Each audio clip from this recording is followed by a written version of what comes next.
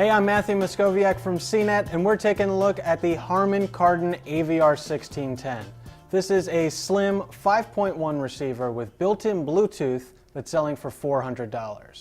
The AVR 1610 just plain looks nicer than almost any other AV receiver on the market.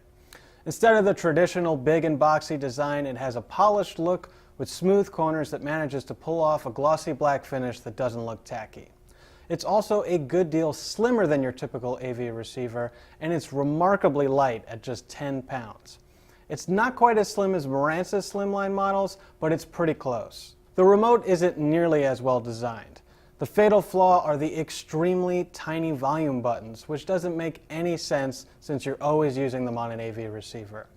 It ends up being consistently tough to find those buttons, especially in a dark home theater, so it's a frustrating clicker to live with. For features, the Harman appears pretty good on the spec sheet. On the back, there are 5 HDMI inputs, including an MHL compatible input, which is certified Roku ready for Roku streaming stick. There's an Ethernet port for networking, although note that you cannot update the firmware using that port, and only internet radio and DLNA are supported. There are no other streaming services. The real standout is the AVR 1610 has built-in Bluetooth, which is particularly nice for a $400 receiver. Or at least it would be nice if it worked a little better. Instead of automatically switching inputs when you pair it with the Bluetooth device, the Harman forces you to load an on-screen menu, go to the source select screen, and then choose Bluetooth every time you want to stream. There's not even a dedicated Bluetooth button on the remote, so you're forced to use the on-screen menus. That defeats a lot of the convenience of Bluetooth in the first place, and other Bluetooth-friendly receivers don't have the same problem, including Sony's excellent STR-DN840, which costs only $50 more and adds Wi-Fi and AirPlay.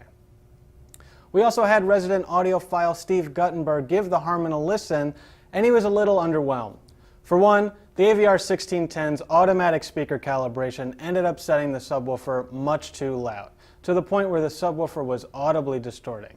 And even after we manually tweaked the settings, it didn't have quite the punch or poise of the similarly priced Marantz NR1403, which overall sounded better, especially at louder volumes.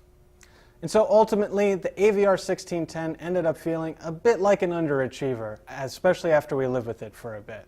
It has a great look, and on paper the features are good, but altogether it just doesn't work as well as you want it to in practice.